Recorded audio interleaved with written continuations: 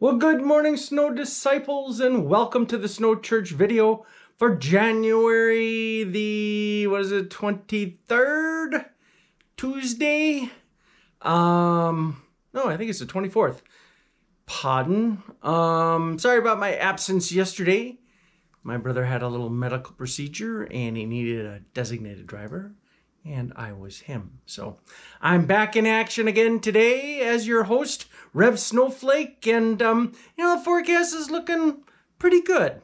Not the most amount of snow for the Northwoods unless you're in the lake effect snow belts, but for the central Midwest, which has barely been able to buy a snowflake so far this winter, looks like things are going to get pretty active, especially as we go through this week and into the early part of next week. So let's get to things, shall we?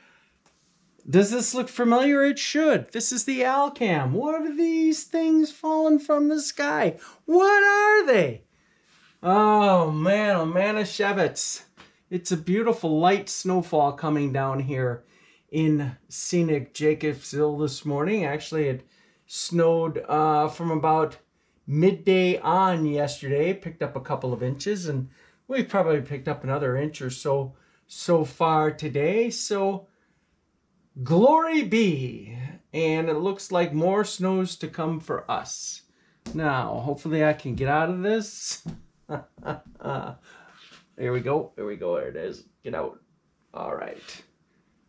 Now we can get on with the regularly scheduled program. 24-hour snowfall ending this morning. And you can see how we did have that little swash of snow across the far northern Midwest. Even some snow is down into the Texas Panhandle. What does that mean? Well, let's find out. Radar is showing that area of low pressure getting itself organized in Texas, and it's going to work to the east-northeast, kind of track across Tennessee, Kentucky. The low is really more down around here, and this precip is up and over the north side of the low. But the bottom line is, it looks like there'll be a pretty decent swath of snow for, let's break out the pen. I know it makes it a little longer, and I'm not going to use black. That wouldn't be a good color. Use this color, clear out. Pretty decent swath of snow for in here today, and then in here tomorrow. So that's kind of round one for the snows for the central Midwest. Kind of get here and show you how things are going to work out. Now, this is the sea level pressure and precipitation. So it doesn't designate between rain and snow, but this little purple line where it says 5,400, that is sort of the designation between rain and snow. And here's the low. This was earlier this morning, so we can bring it out forward here. And this is later on this afternoon. You can see the low moving into Louisiana. It'll move up into Arkansas, Tennessee, Kentucky. And this is by actually midday on Wednesday. So we've got the low sitting over, just to the east of Cincinnati. We've got the snows on the back side of it.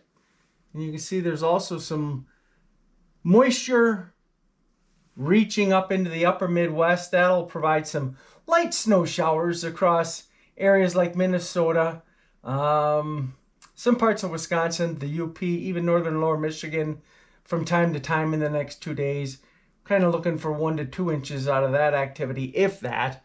Totals with this system down here looks like they would be way, way bigger. But the problem is the flakes are going to be very, very wet. So you're looking at about 2 to 5, maybe a little bit more than that in spots of very wet and heavy snow in the next 2 days. And I'll show you the snowfall results. Then things get quiet for Thursday, but here's Thursday evening. Pretty strong clipper system diving in. This clipper system here is part of the leading edge of some brutally cold Arctic air that's going to be dumping into the Midwest. In fact, I think For the northern Midwest, it's going to be the coldest air of the season. What does that mean? It means lake effect snow. Only problem is right now, looks like the winds are not going to be favorable for everybody to get lake effect snow throughout the period. They're supposed to start up about Thursday night, well, more likely on Friday, continue into Saturday, Sunday, Monday, Tuesday, and at least Wednesday, possibly beyond. The polar vortex really gets itself anchored, and I'll show you that in just a minute too. But the winds are projected to be more westerly, even west-southwesterly, which is great for the Keweenaw. That sets up like Bayfield bombers and all kinds of fun stuff. But not so good for many of the other lake effect snow areas of the UP. Now, it usually doesn't happen where you have like 5 days straight of the same wind direction. Usually you get the wind to move around a little bit. So I suspect that there'll be intervals where the wind takes on at least enough of a northerly direction to get places like Gogebic and Grand Marais, Newberry areas, Munising areas, some snow. But right now it's looking like the Keweenaw would be in the snow the most amount of hours, I guess, in that 5-day period. So here's that leading edge.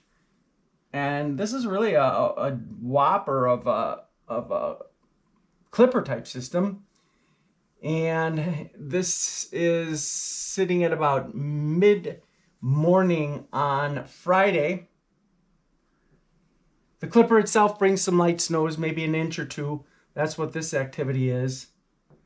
And then we see the lake effect snows starting to pick up over the Keweenaw and just sort of continue over the Keweenaw. Now it doesn't really show it like gangbusters, but I think that the model just isn't doing a real good representation of the type of lake effect snow that we will have going.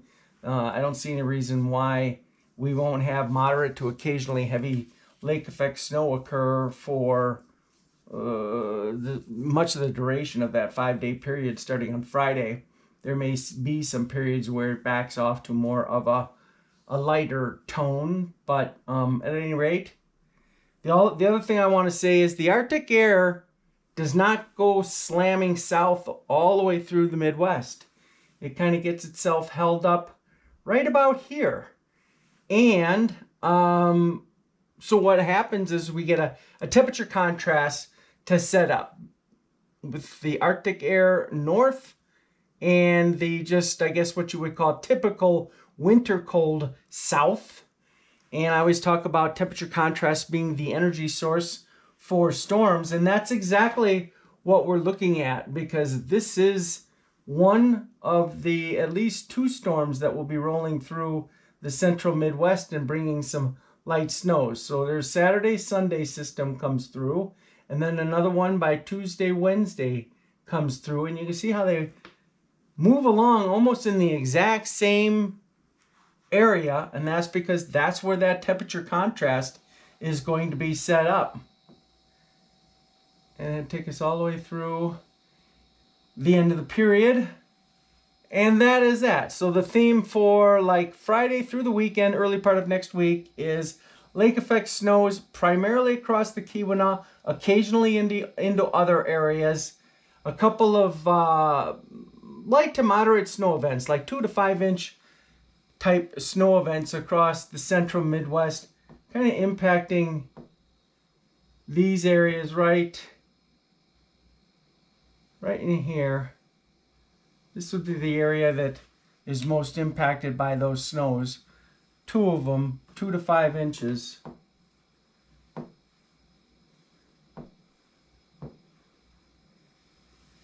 And then the next map I wanted to show you was the snowfall outlay.